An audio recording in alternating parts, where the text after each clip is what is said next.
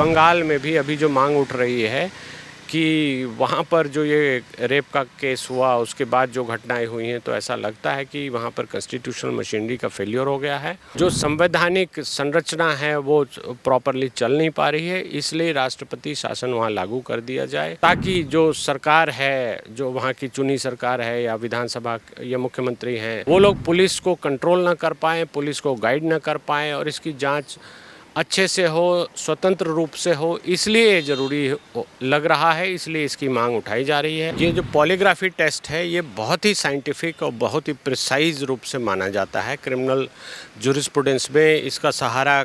कई बार लिया गया है और इसमें अक्सर देखा गया है कि जो सच्ची बात है वो सामने आ जाती है। उमेश सर, कलकत्ता रेप हत्या मामले को लेकर लगातार देश की जनता में काफ़ी ज़्यादा आक्रोश है। एक तरफ ममता बनर्जी हैं जो लगातार जो लोग प्रोटेस्ट कर रहे हैं, न्याय की मांग कर रहे हैं, उन्हें जेल में डाल रही हैं, तो वहीं दूसरी तरफ पश्चिम बंगाल में राष्ट्रपति शासन को लेकर लगातार मांग उठ रही है। अगर राष्ट्रपति शासन लगाया जाता है पश्चिम बंगाल में तो वो कौन सी धाराएँ हैं जिनके तहत पश्चिम बंगाल में राष्ट्रपति शासन लगाया जा सकता है, और अगर राष्ट्रपति शासन लगता है तो किस तरीके के हालात जो हैं वो पश्चिम बंगाल में हो जाएंगे, किस किस तरीके की परिस्थितियां रह सकती हैं? देखिए, राष्ट्रपति शासन का प्रावधान है और बहुत सारे स्टेट्स में पहले लग चुका है, तो इसके लेकर हमारा जो संविधान है उसका अनुच्छेद 356 में प्रोविज़न, 354, 355, 356, 57, 58 तक इसमें प्रोविज़न है क्या क्या होगा, कैसे कैसे होगा। लेकिन राष्ट्रपति शासन लगने के बाद किसी साधारण नागरिक पे कहीं कोई असर नहीं होता। ये होता है कि राज्य सरकार अगर कोई गड़बड़ी कर रही है तो उसकी रिपोर्ट राज्यपाल महोदय महामहिम राष्ट्रपति को भेजते हैं कि यहाँ पे गड़बड़ियाँ हो रही हैं, लॉ एंड ऑर्डर फेल्योर हो गया है, कानून का राज है नहीं, यहाँ गुंडागर्दी हो रही है, जो भी रिपोर्ट होती है उनकी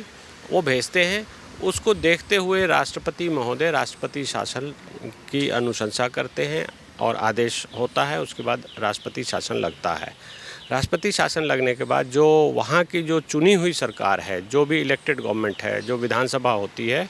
जो मुख्यमंत्री होती हैं, उनकी शक्तियाँ छीन ली जाती हैं और ऐसा कहा जाता है कि वो सस्पेंडेड एनिमेशन में हो जाते हैं। इसका मतलब वो त्रिशंकु की तरह रहते हैं कि उनको पावर जब दी जाएगी तब तक आप ऐसे ही रहो। तो एक ये बड़ा चेंज होता है और उससे होता क्या है कि केंद्र जो एडमिनिस्ट्रेशन है वो गवर्नर के थ्रू, राज्यपाल महोदय के थ्रू चलाने लगता है। चूँकि केंद्र द्वारा जो भी आदेश आता है राज्यपाल उसको लागू करते हैं या राज्यपाल स्वतः लागू करते हैं, पर उनको केंद्र का रिप्रेजेंटेटिव माना जाता है, तो इस लेकर होता है कि ये केंद्र की सरकार हो गई और जो चुनी हुई सरकार होती है, विधानसभा होती है, विधान परिषद होती है, वो सस्पेंडेड रहती है, सस्पेंडेड एनिमेशन में रहती है, उनकी सारी शक्तियां ख़त्म हो जाती हैं।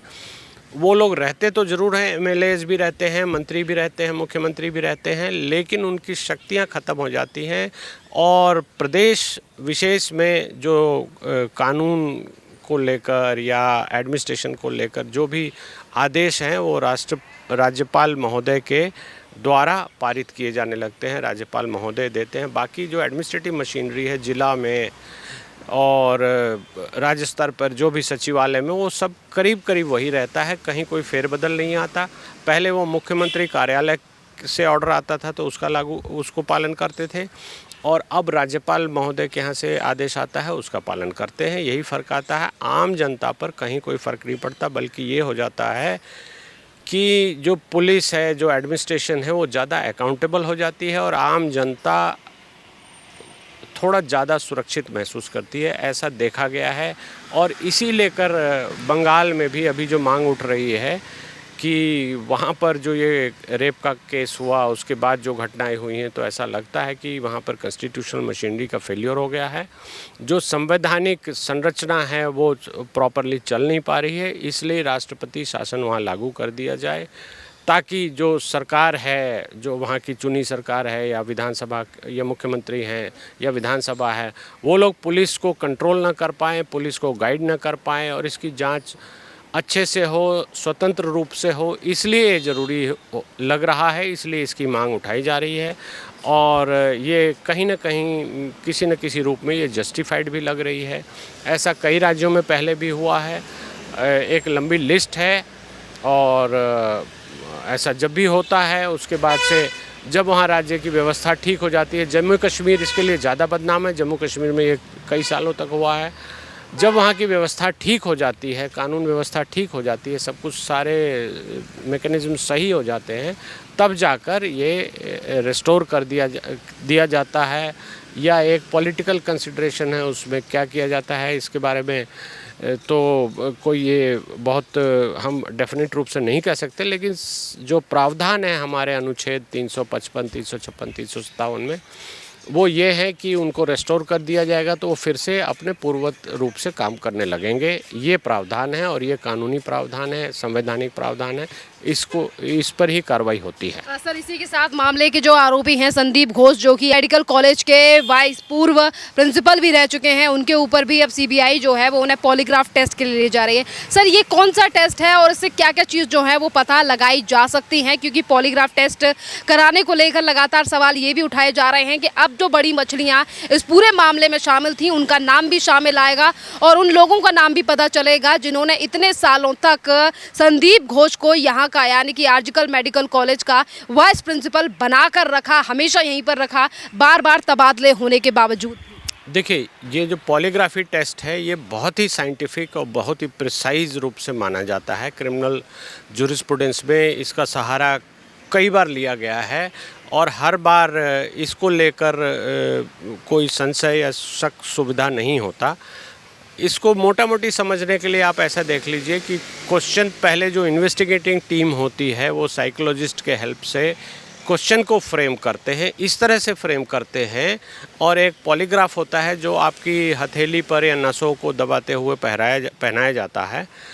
जैसे ही आप कुछ बोलेंगे, सच बोलेंगे तो उसकी बीट अलग होती है, जब झूठ बोलेंगे तो उसमें एक बीट अलग किस्म की आती है झूठ बोलने में, जो कि एक साइंटिफिक स्टडी है, और वो बीप आ जाता है तो उसको झूठा करार दे दिया जाता है। तो ये क्वेश्चन आंसर के रूप में एक शीट तैयार की जाती है, अब तो उसका वीडियो रिकॉर्डिंग भी होती है, और उसके बाद उसमें जो भी सवाल पूछे जाते हैं उससे पुलिस को इन्वेस्टिगेशन में बहुत मदद मिलती है, बहुत दिशा मिल जाती है। और इसके बाद एक और टेस्ट होता है जो अब पिछले 10-15 साल से काफ़ी वो चल रहा है, नार्को टेस्ट है। उसमें आपको कुछ सेडेटिव दवाइयाँ आपको इंजेक्ट करके और आपके सबकॉन्शियस माइंड से साइकोलॉजिस्ट, बहुत ही एक्सपर्ट टेस्ट है, तो साइकोलॉजिस्ट होते हैं, डॉक्टर्स होते हैं जो आपको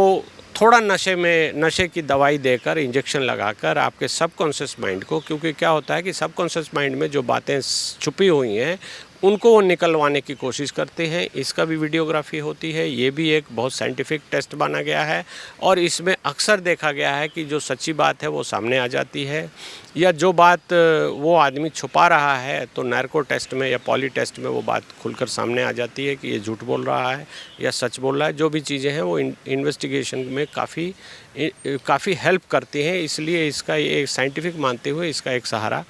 अक्सर इन्वेस्टिगेटिंग एजेंसीज लेती हैं।